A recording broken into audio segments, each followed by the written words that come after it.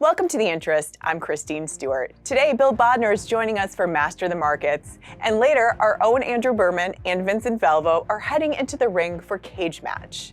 But first, lenders are preparing to implement new credit scoring models. VantageScore 4.0 and FICO 10T are expected to fully be in play by the fourth quarter of 2025. Greg Holmes, Chief Revenue Officer of credit verification company Zactus, told Mortgage Banker magazine that it will likely take some time for companies to digest the new system. The two-score model is, it's something that's going to pose some operational challenges. LOS companies like Encompass, they're currently programmed to understand one score per bureau. Updating the scoring models is part of the Federal Housing Finance Authority's plan to move from a tri-merge to a bi-merge system, using data from two instead of all three national credit bureaus. We're very much in favor of moving to an updated version because what we're using, as I just mentioned, it's old, been around a long time, and a lot of changes have occurred. It's a common misconception that these changes will put more money back in consumers' wallets. And unfortunately, there's a perception out there that because we're going to two bureaus, that it's going to provide some kind of cost savings to consumers. Although it won't necessarily save them money, the new system will be able to measure the creditworthiness of more consumers. We're in favor of the improvement. We think it's going to be more accurate. The general message that we've been delivered and how it's going to affect the market is that higher scores are higher and lower scores will be lower. To learn more about the new credit scoring models, visit nationalmortgageprofessional.com. For The Interest, I'm Christine Stewart. We all dream of owning a home, but for too long, if you didn't fit the mold, you were stuck. Stuck because the system worked for everyone except you. We've changed that. Angel AI uses advanced AI technology to give a 100% trusted solution and fast answers for worry-free financing, allowing you to achieve fair and equal access to lending. Angel AI. AI you can bank on.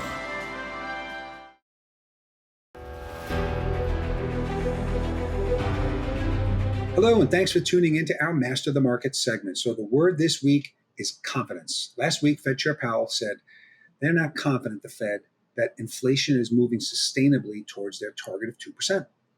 So the bond market didn't like that. And the bond market seems to lack confidence that the Fed is going to get it there. But we are going to find out a little bit more about inflation this week because on Friday, the Fed's favorite gauge of inflation, the Core Personal Consumption Expenditure Index, is due to be reported.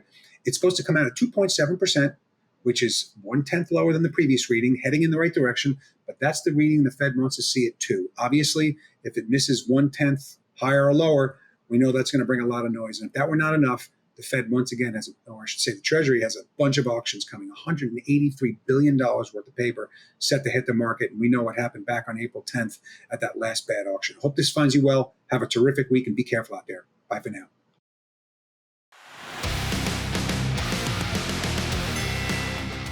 So, Andrew, I don't know if you've noticed, but this seems to be like a political year that we're in. Oh, yes. And we got some fighting going on here. Look, I think that certainly the Biden administration, the current administration, the legitimate administration, has its eyes on the housing market, clearly. Because a lot of what it's trying to do right now is find ways to get the market moving. Yep. Now, it can't really influence the Fed, except it can kind of like beg from a distance. Please bring these rates down. You want your job next year, right? But what it's doing is it is looking at ways to bolster the housing market by sort of igniting it a little bit. And so they're coming out with proposals, and I don't want to get knee deep into every proposal, right? But the idea is that they want to start giving like tax credits for first-time home buyers or move-up home buyers who free up their homes for first-timers. And I'm curious, do you think that that's a good idea? Should we be playing with the housing market with these kinds of little tax incentives and stuff? Because it seems to me that it's very problematic once you start getting into this. I mean, we started getting into this with college tuition doing away with tuition payments that people need or repayment, college loan repayments.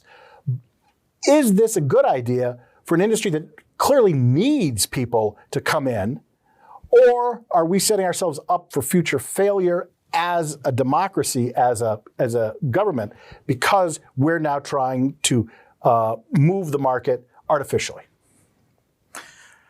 Sadly, I think the answer is yes to both.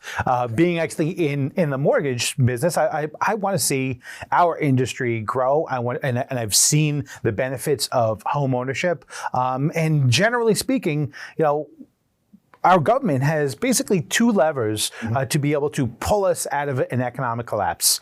One is rates, and we're not there yet. We just need to lose a lot more jobs. But as soon as we do, we start to pivot on jobs, and unemployment skyrockets. That's when they'll lower the rates. And the other one that they come up right behind it is going to be tax incentives. Okay, first-time home buyer credit. They did the $8,000 first-time home buyer tax credit back in 2009. Very, very successful. Just really injected a lot of business and helped jumpstart our economy. So I like that. I'm hoping for that as someone actually who's someone in the industry, and we want to see our industry grow. We want to see our folks are out there who are out there struggling. I mean, there's a lot of blood on the streets. We want to see them get business again. Do you think there's a big difference between what happened in 2009 scenario, right? I mean, in 2009, what we had were foreclosures everywhere we looked. Oh, yeah. Right? It was a massive, literally a bloodbath in the marketplace, the real estate marketplace. People were losing homes. You couldn't get mortgage rates were sky high. There was all these issues that we had at the time. This is not the same scenario where we can sell every home that hits the market pretty much at this point. It's just a question whether anybody can afford it. But that I think actually gets to another question. If we can currently sell every house that hits the market, which we probably do, that means that there are people who can afford it. If we're talking about a pure marketplace, pure capitalism marketplace, then we should say, that's fine, we're good, leave it alone. What we're trying to do is create some incentives to bring people into the marketplace who can't necessarily afford to be in it. Now, I think the real question once we do that has to be, does that make sense? Are we setting those people up for failure? If they currently can't afford it, where are we going to be when we help them get in the house, then they incur all these expenses of home ownership and now still can't afford it? So the answer is, housing counselors, making sure actually that we shouldn't be loosening up underwriting guidelines.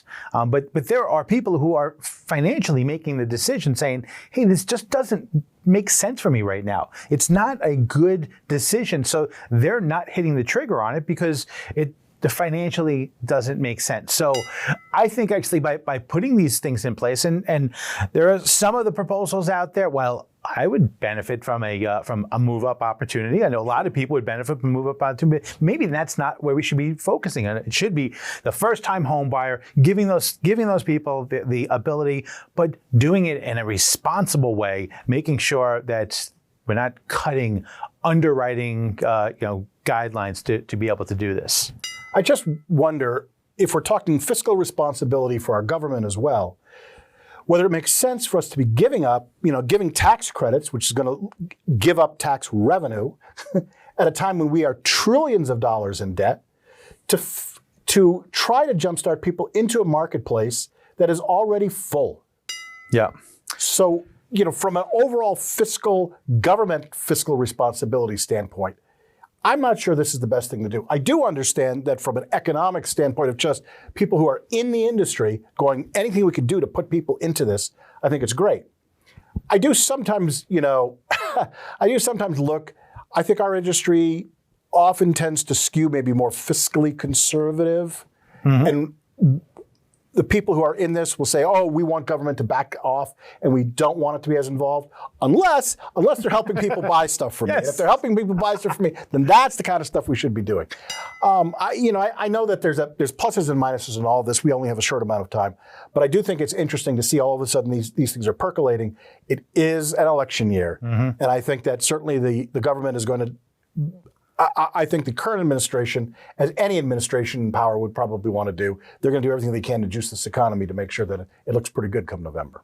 And we have to also keep in mind, we have about, I believe the number is about 15,000 new households that are going to be forming, over the next 10 years. We have an influx of people that have come into this country for whatever reason, but many of them, no matter what's going to happen, are going to stay here, and they're going to actually be integrated into our economy. We need to be able. I don't even to want to. provide them Okay, care.